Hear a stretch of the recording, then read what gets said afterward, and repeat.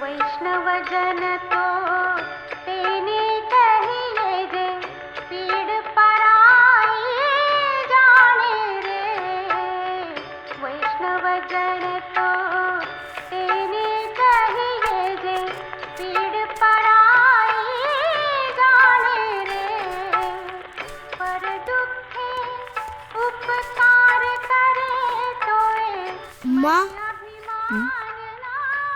ഞാൻ വരാൻ ലേശം നേരം വൈകും. സ്വാതന്ത്ര്യദിനത്തിന് ഇന്ദിരാഗാന്ധിയുടെയും ഝാൻസി റാണിയുടെയും വേഷം കെട്ടി ടാബ്ലോ റിഹേഴ്സലുണ്ട്. നന്നായിട്ട് ഒരു വേഷം കെട്ടി തരുമല്ലോ അല്ലേ? കാണുന്നവർക്ക് ഝാൻസി റാണിയായിട്ടും ഇന്ദിരാഗാന്ധിയായിട്ടൊക്കെ തോന്നണം. അതൊക്കെ ഓഗസ്റ്റ് 15 കാണാം. നിങ്ങള് വരില്ല കാണാൻ? നോക്കിക്കോ. സൈറ, നമുക്ക് പോവാം. ശ്രീകുട്ടി ഓളയും കൂട്ടിട്ട് വരണേ. അത് പിന്നെ പറയണോ അമ്മ? വാ.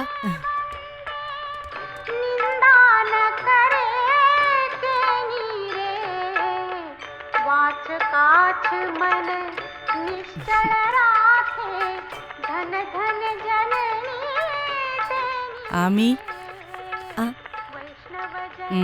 അനക്കും തുടങ്ങിയ റഹ്മാന്റെ പിരാന്ത്.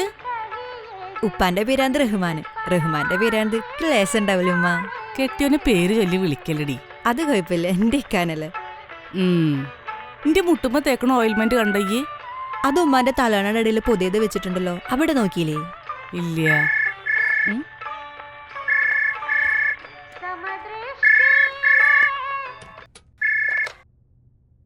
ഹലോ, അതെ, ഫാത്തിമ മനസ്സിലാണ്. ഞാൻ ഡൽഹിയിൽ നിന്ന് കേണൽ വിജയകുമാറാണ് വിളിക്കുന്നത്. നിങ്ങൾ റഹ്മാന്റെ? പറയൂ, റഹ്മാന്റെ ഭാര്യയാണ് ആമി. അവിടെ വേറെ ആരുമില്ലേ? ഉമ്മയുണ്ട്, ഓരോരുടെ അടുത്തുണ്ട്. ഞാനൊരു അല്പം സീരിയസ് മാറ്ററാണ് പറയാൻ പോകുന്നത്. സമചിത്തതയോടെ കേൾക്കണം. ഒരു മിലിറ്ററി ഓപ്പറേഷനിൽ കുറച്ച് പാകിസ്ഥാൻ തീവ്രവാദികൾ ഇന്ത്യൻ സേനയുമായിട്ടുള്ള ഏറ്റുമുട്ടലിൽ കൊല്ലപ്പെട്ടു. കുറച്ചുപേർ പിടിക്കപ്പെട്ടു. കൊല്ലപ്പെട്ട തീവ്രവാദികളുടെ വേഷത്തിൽ റഹ്മാനുണ്ടായിരുന്നു.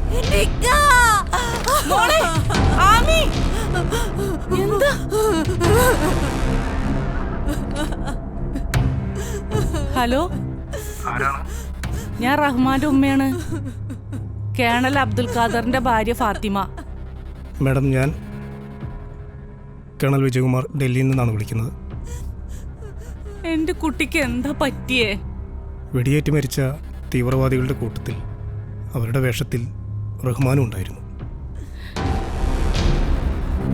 മിലിറ്റൻസ് ക്യാമ്പിലേക്ക് അവരുടെ തന്നെ വേഷത്തിലെത്തിയതായിരുന്നത്രേ റഹ്മാൻ.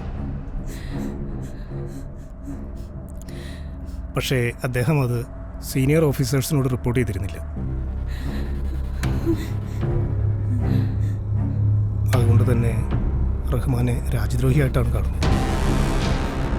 കേണൽ അബ്ദുൽ ഖാദറിന്റെ മോനെ അറാമ്പുറപ്പൊന്നും കാണിക്കൂല, എനിക്കുറപ്പുണ്ട്. തെളിവുകളെല്ലാം റഹ്മാനെതിരായിരുന്നു മാഡം. പിന്നെ ബോഡി നാട്ടിലെത്തിക്കാനുള്ള ഏർപ്പാടുകൾ ചെയ്തിട്ടുണ്ട്. വേണ്ട, എന്റെ കുട്ടി രാജ്യദ്രോഹിയാന്നല്ലേ പറഞ്ഞത്? നെഞ്ചിലൊരായിരം മുള്ളു കുത്തി കീറുന്ന നോവിലും ഞാൻ പറയാ, ഓന്റെ മയ്യത്ത് ഇങ്ങോട്ട് കൊണ്ടുവരണ്ട. ഓനെ എനിക്ക് കാണണ്ട.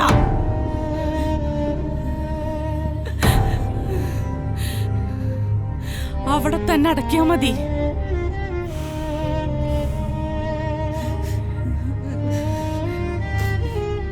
ഇതും പറഞ്ഞ് ഇനി ഒരാൾ ഇങ്ങോട്ട് വിളിക്കണ്ട. എനിക്കൊന്ന് പ്രാർത്ഥിക്കണം.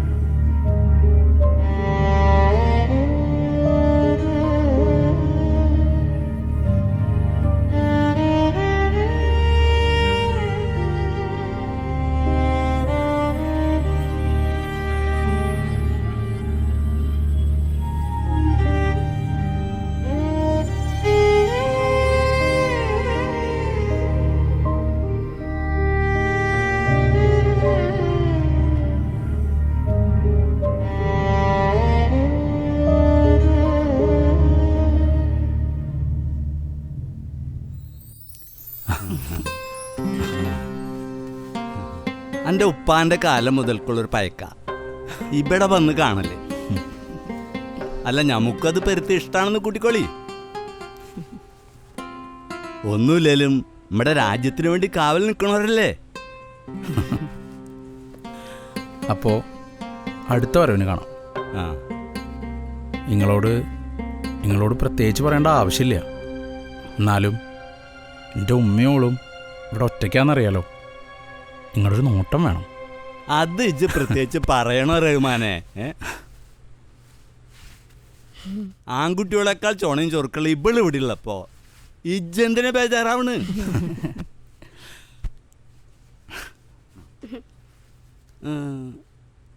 ഓളേതാ? അത് നമ്മളെ മേനോന്റെ മോളെ കുട്ടിയാ. ഓളിപ്പോ ഓരോ കൂടെ നിന്നാ പഠിക്കണേ. ഓ മേനോനൊരിക്കൽ പറഞ്ഞിക്കണ്, അച്ഛനും അമ്മയും ഇവിടെ ഇല്ലാന്ന് വിചാരിച്ചിട്ട് പഠിപ്പിൽ ഒയപ്പരുതിട്ടാ മോളെ. ഇന്നത്തെ കാലത്ത് കുട്ടികളോട് ഉപദേശിക്കേണ്ട കാര്യമൊന്നുമില്ല. എന്നാ പിന്നെ അപ്പോൾ അസ്സലാമു അലൈക്കും. വാലൈക്കും അസ്സലാം.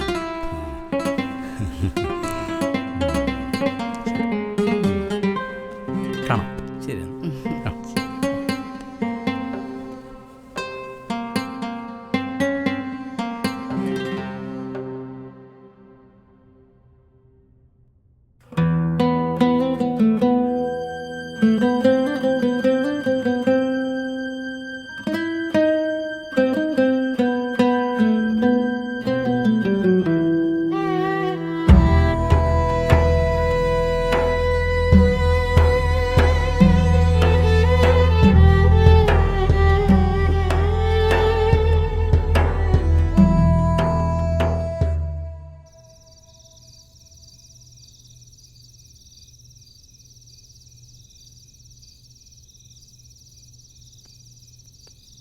അല്ല, നിങ്ങളുടെ പട്ടാള ചിട്ടയിലുള്ള കണക്കെഴുത്ത് അവസാനം വരെ തുടരുമോ? എടേ, ആറ്റിക്കളഞ്ഞാലും അളന്ന് കളയണമെന്ന പ്രമാണം. എന്ത് പ്രമാണം? കണ്ടോ?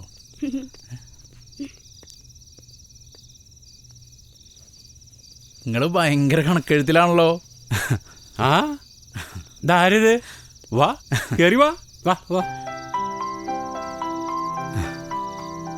അങ്കിള് 2 വീശണ സമയല്ലേ? ഇന്ന് വേണ്ടെന്ന് വെച്ചു. ഇവിടെ ഇരുന്നോണ്ടാ നിന്റെ വാപ്പ പല ചർച്ചകളും ചെയ്തുകൊണ്ടിരുന്നത്. ഇപ്പം നിന്നെ കാണുമ്പോൾ ശരിക്കും നിന്റെ വാപ്പാനെ പോലെ തന്നെയുണ്ട്. എനിക്കും നിങ്ങളെ കാണുമ്പോൾ വാപ്പാൻ്റെ ഓർമ്മ തന്നെയാണ്. എടീ, പണ്ട് അതിർത്തിയിലൊരു തീവ്രവാദിയെ പിടിച്ചു. അന്നൂടെ നുഴഞ്ഞുകയറ്റം. അന്ന് അയാളെ പിടിച്ചിട്ട് ഇവൻ്റെ വാപ്പ ഇടിച്ച് ഇഞ്ചപ്പരുവാക്കി. അയാളെ ഒതുക്കാൻ ഞങ്ങൾ പെട്ട പാട് എല്ലാം ഇന്നലെ കഴിഞ്ഞ പോലെ തോന്നുക. നാളെ പോകുമ്പോൾ യാത്ര പറയാൻ ഞാൻ വരില്ല കേട്ടോ. ഇവള് പണ്ടേ എങ്ങനെയാണ്, ആരെങ്കിലും യാത്ര പറഞ്ഞു പോകുമ്പോൾ അവൾക്ക് സങ്കടം സഹിക്കില്ല. വയസ്സായവരല്ലേ മോനെ. അതെ, ഇനി കഥ പറച്ചിലെല്ലാം എന്തെങ്കിലും കഴിച്ചിട്ട് മതി. അതിപ്പോൾ പോണേൻ്റെ തലേന്ന് നിങ്ങളുടെ കയ്യിൽ നിന്ന് ഒരു പിടി ചോറ് വാങ്ങിച്ച് വെച്ചാലേ എനിക്ക് മനസ്സിനൊരു സന്തോഷമുള്ളൂ. ആ കേട്ടില്ലേ? അതാണ് അതാണ്. വാ വാ.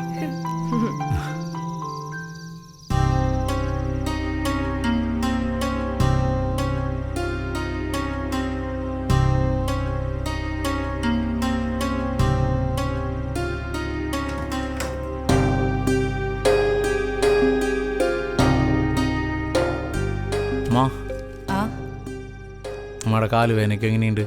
കുഴപ്പമില്ലടാ. ഞാൻ മരുന്ന് പറ്റി തട്ടെ? വേണ്ട വേണ്ട, അനക്ക് നാളെ നേരത്തെ പോവാളതാ. പോയി കിടന്ന് ഉറങ്ങാൻ നോക്ക്. എന്നാൽ ഞാൻ ഉമ്മയുടെ മടിയിൽ കുറച്ച് നേരം കിടക്കട്ടെ.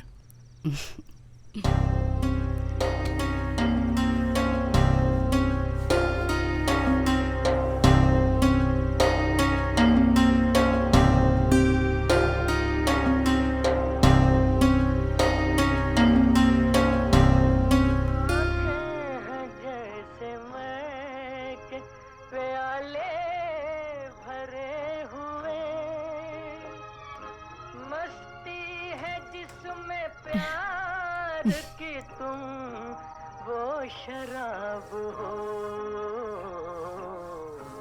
चौदहवीं का चांद हो।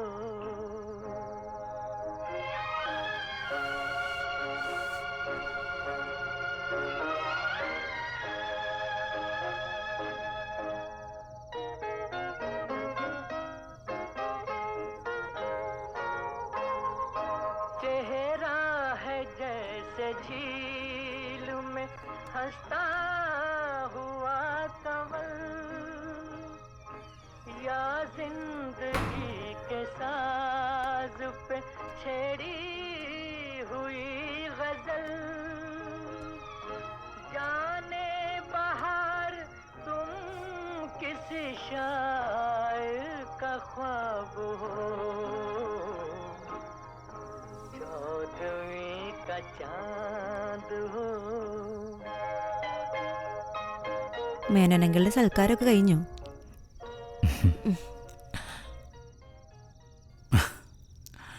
പുറത്തെ കഴിഞ്ഞു, ഇനിയൊരു സൽക്കാരം ബാക്കിയുണ്ട്. അടുത്ത ഓരോരോ ഓർക്കാവുന്ന ഒരു ഗംഭീര സൽക്കാരം. എന്താ വേണ്ടേ? ഒരു പട്ടാളക്കാരൻ്റെ ഭാര്യ എന്ന് പറഞ്ഞാൽ നിസ്സാര കാര്യമാണോ? കിണറ്റിലെ തവളോട് ഇതൊക്കെ പറഞ്ഞിട്ട് വല്ല കാര്യമുണ്ടോ? ഓ, നിങ്ങൾ വലിയൊരു പോയലേ കിടക്കണത് അവള. ഒന്ന് പോയിക്കാ. സാധാരണ ആൾക്കാർ ബിസിനസ് ചെയ്യും, അല്ലെങ്കിൽ പുറത്ത് പോയി കാശുണ്ടാക്കും. എന്നിട്ട് പെണ്ണിനും കുട്ടികൾക്കും പണ്ടവും പാത്രവും വീടും കാറും ഒക്കെ വാങ്ങിച്ച് വീമ്പ് കാണിച്ച് നടക്കും. പക്ഷേ ഞാനങ്ങനെയല്ല. ഈ കേണൽ അബ്ദുൽ ഖാദറിൻ്റെ മകൻ അബ്ദുൾ റഹ്മാൻ സ്പെഷ്യലാ. നമ്മുടെ ഇന്ത്യക്ക് വേണ്ടി പണിയെടുക്കും, എന്നിട്ട് അതിൽ നിന്ന് കിട്ടുന്ന കാശ് കൊണ്ട് ജീവിക്കും. അതിനൊരു സുഖമുണ്ട്, അതിനൊരു അഭിമാനമുണ്ട്. ഈ പട്ടാളക്കാരൻ്റെ കെട്ടിയോളെന്ന് പറയണത് പ്രത്യേക ഒരു സുഖ. ശരിക്കും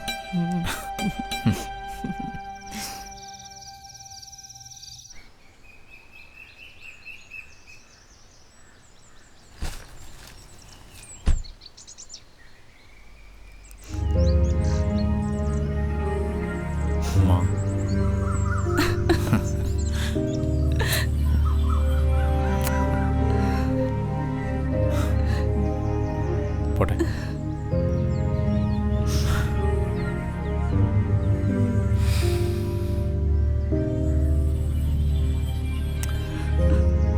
പോയിട്ട് വരട്ടെ.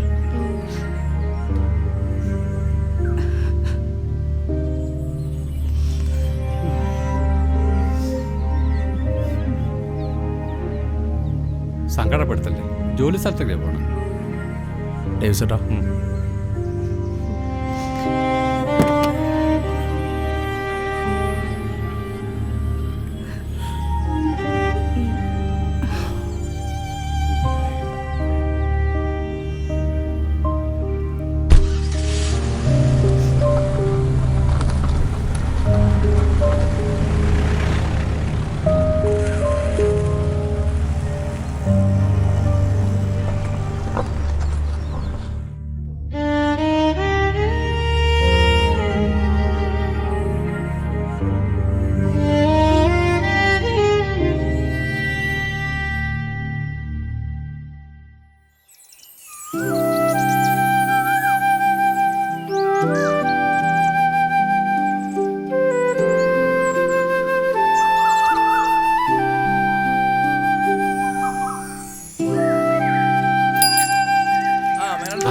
ഹലോ.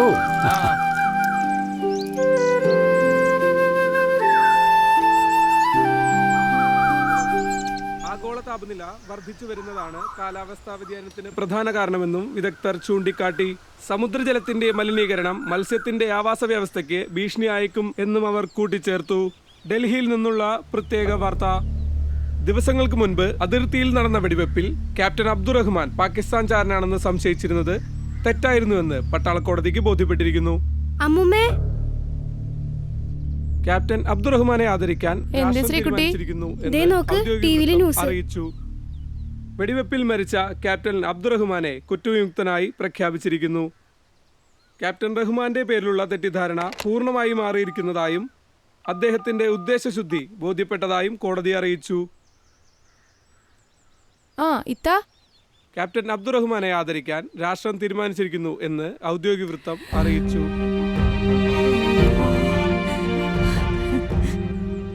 ദിവസങ്ങൾക്ക് മുൻപ് അതിർത്തിയിൽ നടന്ന തീവ്രവാദി ആക്രമണത്തെ ഇന്ത്യൻ സൈന്യം വിജയകരമായി നേരിട്ടിരുന്നു. 13 തീവ്രവാദികൾ കൊല്ലപ്പെടുകയും 7 തീവ്രവാദികളെ ജീവനോടുകൂടി പിടികൂടുകയും ചെയ്തിരുന്നു. മരിച്ചവരുടെ കൂട്ടത്തിൽ പാകിസ്ഥാൻ സൈനിക വേഷധാരിയായി ക്യാപ്റ്റൻ റഹ്മാനും ഉണ്ടായിരുന്നു. ശത്രുവിന്റെ സൈനിക വേഷം ധരിച്ച് അവരെ നേരിടുന്ന രീതിയുണ്ടെങ്കിലും ക്യാപ്റ്റൻ റഹ്മാൻ അങ്ങനെ ചെയ്യുന്നതിനായി ആരുടെയും പെർമിഷൻ വാങ്ങിയിരുന്നില്ല എന്നാണ് ബറ്റാലിയൻ ഓഫീസർ അറിയിച്ചത്. ഈ സാഹചര്യത്തിലാണ് ക്യാപ്റ്റൻ റഹ്മാൻ ചാരപ്പണി ചെയ്തതാണെന്ന് പോലീസിനെ സംശയിക്കേണ്ടി വന്നത്. പിന്നീടുള്ള അന്വേഷണത്തിൽ അദ്ദേഹം കുറ്റവിമുക്തനാണെന്ന് ഓഫീസർമാർക്ക് ബോധ്യപ്പെടുകയും ചെയ്തു. എന്റെ കുട്ടി തെറ്റ് ചെയ്തിട്ടില്ലാന്ന് എന്റെ മനസ്സ് പറയണ്ടായിരുന്നു. പക്ഷേ മനുഷ്യനല്ലേ, ചിലപ്പോ തല തിരിഞ്ഞു പോയാലോ, അങ്ങനെയും വിചാരിച്ചു.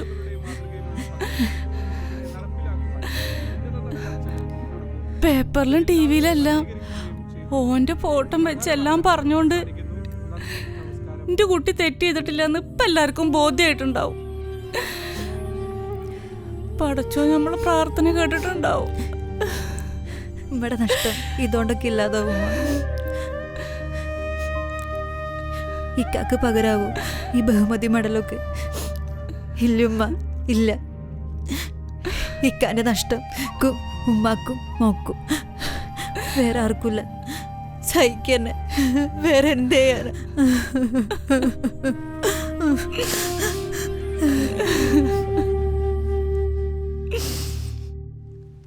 മേന്നെ കാണാനില്ലല്ലോ. ഇപ്പൊ വരും. ചായ.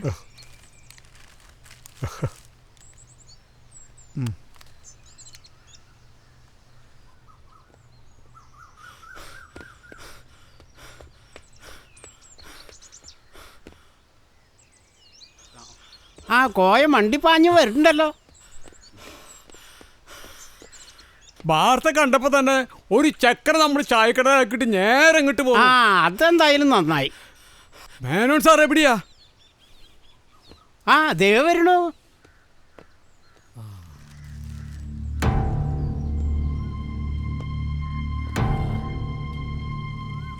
എല്ലാരും ഉണ്ടല്ലോ.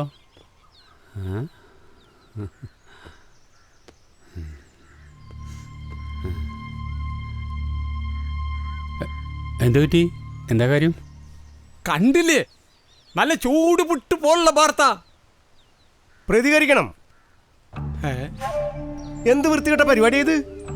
കാര്യം അറിയാണ്ട് ഒരാളെ കുറ്റക്കാരനാക്കുക, പിന്നീട് തെറ്റ് മനസ്സിലാക്കി തിരുത്തി പറയുക, ആദരിക്കുക. നമ്മളൊക്കെ എന്താ പൊട്ടന്മാരോ? റഹ്മാന്റെ അഭിമാനം തിരിച്ചു കൊടുക്കാൻ ഇവർക്ക് പറ്റുമോ? ഇല്ല. അതെ മേന്നെ, നമ്മുടെ റഹ്മാനില് പരംവീര ചക്രം കൊടുത്ത് ആദരിക്കാൻ ഈ രാഷ്ട്രം തീരുമാനിച്ചിട്ടുണ്ടെന്ന് എനിക്കന്നേ സംശയം ഉണ്ടായിരുന്നു. എവിടെയോ എന്തോ ഒരു കുഴപ്പം സംഭവിച്ചിട്ടുണ്ടെന്ന്. നേരെ നേരെങ്കി വരുമോന്നല്ലേ പ്രമാണം. വന്നില്ലേ?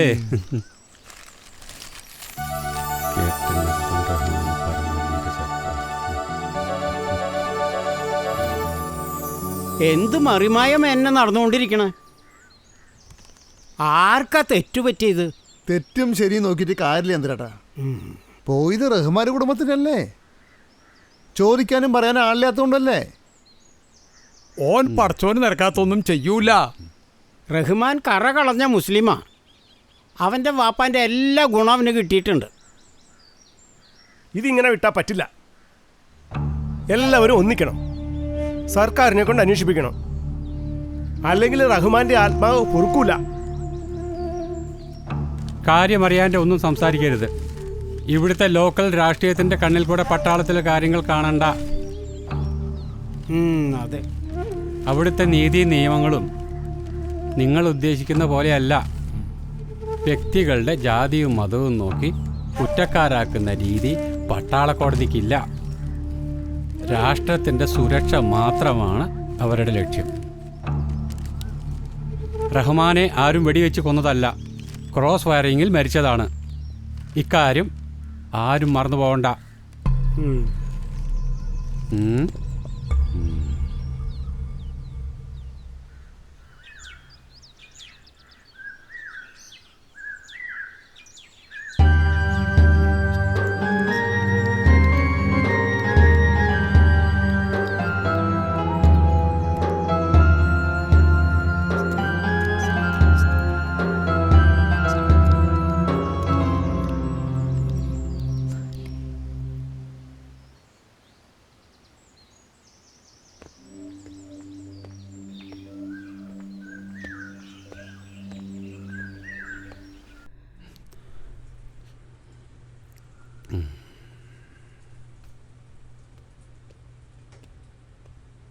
ആ പാത്തിയമ്മ വാ. ലക്ഷ്മി, ആരാ വന്നിരിക്കണം നോക്ക്. ആ ഇത്താ, ഞങ്ങളങ്ങോട്ട് വരാനിരിക്കായിരുന്നു. വിശേഷങ്ങളൊക്കെ അറിഞ്ഞില്ലേ? നല്ല വിശേഷല്ലേ ഇത്താ? അങ്ങനെ സമാധാനിക്കല്ലേ. ആ, നിങ്ങൾക്ക് സമയമുണ്ടെങ്കിൽ ഓളൊന്ന് പോയി സമാധാനിപ്പിക്ക്. ആ മെന്നെ എന്നെ ഒന്ന് ഡൽഹി കൊണ്ടുപോകും. എൻ്റെ മോൻ്റെ കബറിങ്ങിലൊന്ന് പോകണം. അവിടെ അല്ല എൻ്റെ കുട്ടി കിടക്കണേ. എനിക്കൊന്ന് സല്യൂട്ട് അടിക്കണം.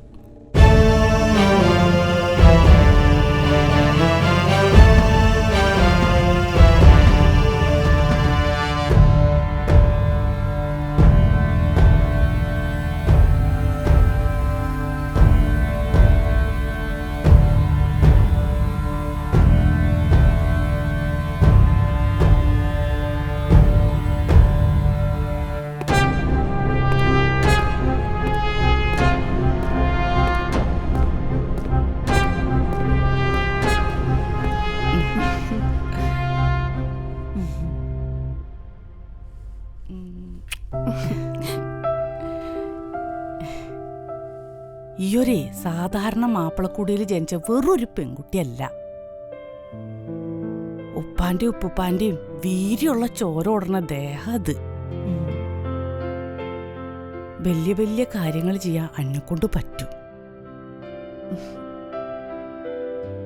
ഉപ്പൂപ്പയും ഉപ്പയും ജീവന് തുല്യ സ്നേഹിച്ച അവിടെ തന്നെ എൻ്റെ കുട്ടിയും. ഇതിലും വലിയ അഭിമാനം എന്താ ഉള്ളത്? നമ്മൾ കണ്ടില്ലേ ഓപ്പറേഷൻ സിന്ദൂർ നടത്തിയ പെൺപിള്ളിക്കുട്ടികളെ? അതുപോലൊരു കുട്ടിയാ ഈയും. ഇന്ത്യക്ക് വേണ്ടി പോരാടുന്നൊരു പെൺപുലി നമ്മളെ തറവാട്ടിന്നു. അവരെക്കാളും മേലെ പോവുകയെ. നമ്മള് മണ്ണിൻ്റെ അടിയിൽ പെട്ടാലും വരും തലമുറ എൻ്റെ പേര് പാടിക്കൊണ്ടടക്കും. പടച്ചോൻ്റെയും ഉപ്പാൻ്റെയും ഉപ്പുപ്പാൻ്റെയും അനുഗ്രഹം എൻ്റെ തലയ്ക്ക് മേലെ ഉണ്ടാവും. മോള് പോയിട്ട് വാ. എൻ്റെ ഉപ്പ ജീവത്യാഗം ചെയ്തെടുത്തേക്കാ ഞാനും പോണേ. നമ്മൾ ജനിച്ച മണ്ണിന് വേണ്ടി എന്നാലാവുന്നത് ഞാൻ എന്തും ചെയ്യും. ഇന്ദിരാഗാന്ധി ഝാൻസി റാണി മാത്രമല്ല, ഓപ്പറേഷൻ സിന്ദൂറിൽ ഇന്ത്യക്ക് അഭിമാനമായ കേണൽ സോഫിയ ഖുറേഷിയും വ്യോമിക സിംഗും എന്റെ റോൾ മോഡൽസ് ആണ്. എന്റെ ഉപ്പാക്കും ഉപ്പൂപ്പാക്കും എങ്ങക്കും എന്റെ സല്യൂട്ട്. പൊരുതണം, ഉയിരിൽ നിറമൊഴുകണം, ഉയരുന്നി കൈകളിൽ മൂവർണ്ണം പാറണം, നിറ നിറ നിറ നിറയണം, പുലരികളിൽ തെളിയണം, ഉയിർ തന്നൊരു നാടിനായി നാം ഒന്നായി നീങ്ങണം. വന്ദേ മാതരം, വന്ദേ മാതരം, വന്ദേ മാതരം, വന്ദേ മാതരം, വന്ദേ മാതരം, വന്ദേ മാതരം, വന്ദേ മാതരം.